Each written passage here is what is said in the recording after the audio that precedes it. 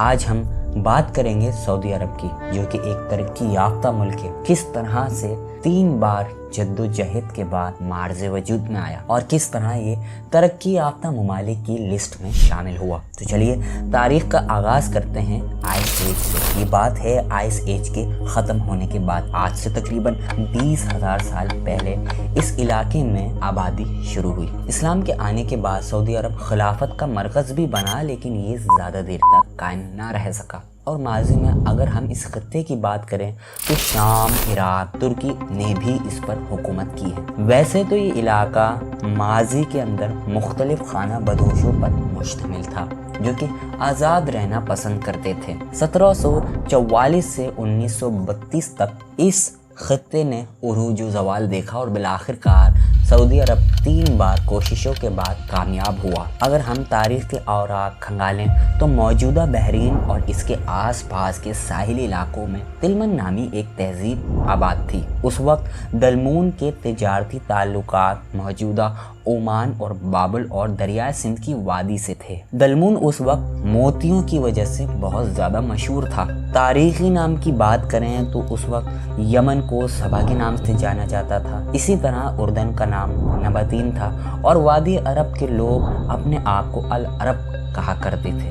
نہ جانے کیوں یہ اپنے آپ کو عرب کہا کرتے تھے، لیکن اسلام سے پہلے یہ کئی ذاتوں اور برادری میں تقسیم تھے۔ 2 صدی تک ان پر روم نے حکومت کی، اس کے بعد وہ اس علاقے سے دستبردار ہوا، اور 3 صدی میں بدو قبائل نے مل کر ایک اتحاد بنایا اور مل کر یہ کانفرنسنگ تشکیل دی، جس سے ان کو بڑی طاقت ملی۔ 5ویں صدی میں اس اتحاد نے شام، فلسطین اور یروشلم پر بھی حملہ کیا۔ 630 عیسوی میں اسلام کی تبلیغ کا آغاز ہوا اور بعد میں مکہ مسلمانوں کے زیر حکمرانی آ گیا، اور پھر اس کے بعد اسلام کی ایک ایسی داستان یہاں سے شروع ہوئی جو کہ اسپین تک اپنی دعوت کو پہنچانے میں کامیاب رہی۔ اس علاقے میں اسلام کے آنے کے بعد خلافت کا دور شروع ہوا، اور 100 سالہ تاریخ میں اسلام اس پوری دنیا میں پھیلنا شروع ہو گیا، یہاں تک کہ ہندوستان، اسپین تک جا پہنچا۔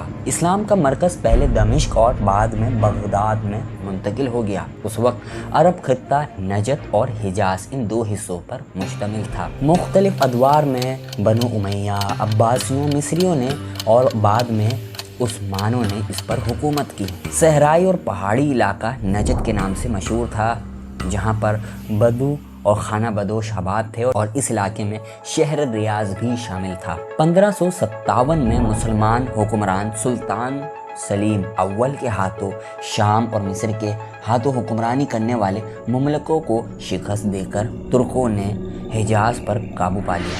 سلطان نے خود کو مکہ کا محافظ قرار دیا اور بعد میں خود کو بحیرہ احمد کے ساتھ دوسرے عرب علاقوں کے ساتھ پھیلا دیا۔ اس کے باوجود عرب کا ایک بڑا حصہ آزاد تھا۔ دوسری جانب محمد بن سعود نے 1744 میں سعودی عرب میں پہلی ریاست قائم کی۔ تاریخ کے اوراق بتاتے ہیں کہ محمد بن سعود ریاض کے قریب واقع دریا نامی علاقے میں آباد تھے۔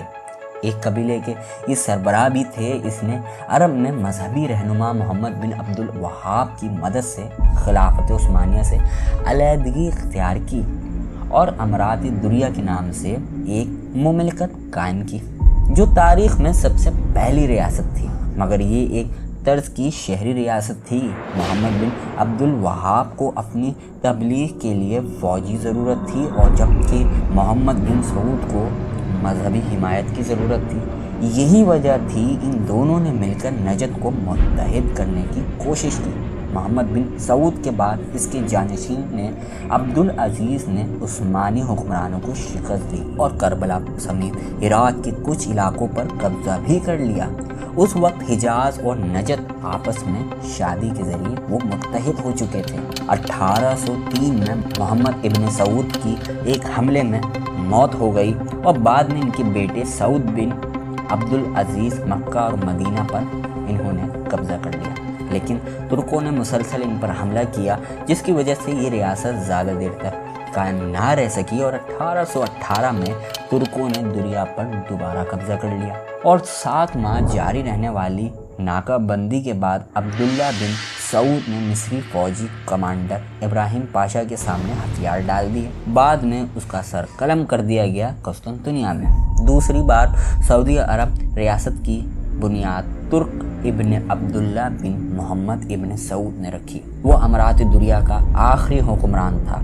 अब्दुल्ला सऊदी कौम के जवाल के बाद अपने चचा का भाई के साथ अब्दुल्ला फरार हो गए और उन्होंने एक बुद्दू कबीले से पनाह ली। सऊदी तारीख के नामवर मौरिख लिखते हैं अपनी किताब में सऊदी अरब की तारीख में कि तुर्की इब्न अब्दुल्ला ने 1823 में तुर्की और मिस्र के खिलाफ जंग शुरू की और बिल आखिर रियाज और दुरिया पर दोबारा कब्जा करने में कामयाब हो गया और इन्होंने अमरात नजद के नाम से दूसरी सऊदी रियासत के क़याम का ऐलान किया, जिसका दारुल हुकूमत रियाज था। लेकिन ये रियासत भी ज़्यादा देर तक ना चल सकी और 1834 में तुर्की इब्न अब्दुल्ला को उसके एक कज़न ने कत्ल कर दिया। इसके बाद 1891 में दूसरी सऊदी रियासत भी ख़त्म हो गई। इसके आखिरी हुक्मरान अब्दुल रहमान बिन फैसल ने अपने बेटे अब्दुल अजीज़ के साथ मिलकर एक बुद्दू कबीला मर्रा के पास पनाह ली। माजी के अंदर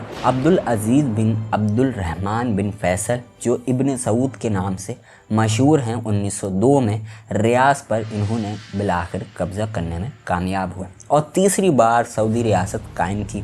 तहम इसको एक आज़ाद रियासत के तौर पर तस्लीम नहीं किया गया। इब्न सऊद जब रियाज पर कब्ज़ा करने निकले तो इनके साथ सिर्फ 40 लोग थे, लेकिन रियाज के रास्ते में बुद्दू कबीले के लोग इनके साथ मिल गए और उस वक्त सऊदी अरब के बेशतर इलाके बशमुल मक्का मदीना खिलाफत उस्मानिया के ज़ेर हुक्मरानी था। दूसरी तरफ हिजाज का इलाका शरीफ हुसैन नामी हुक्मरान के ज़ेर तस्लीम था, जबकि नजद पर इब्न सऊद ने कंट्रोल हासिल किया हुआ था, लेकिन उसे नजद में राशिदियों के खिलाफ जंग जारी रखनी पड़ी और उस वक्त बरतानिया, रूस, फ्रांस, जर्मनी भी कब्ज़ा करना चाहते थे और पहली जंग अजीम में शरीफ हुसैन अंग्रेज़ों के साथ मिल गए और उस वक्त बरतानिया ने उस्मानों के ख़िलाफ़ जंग में अरबों की मदद की, इनको असला फराहम किया और पहली जंग अजीम में उस्मानों को शिकस्त हुई और सऊदी अरब उस्मानों के हाथ से निकल गया। जंग ख़त्म होने के बाद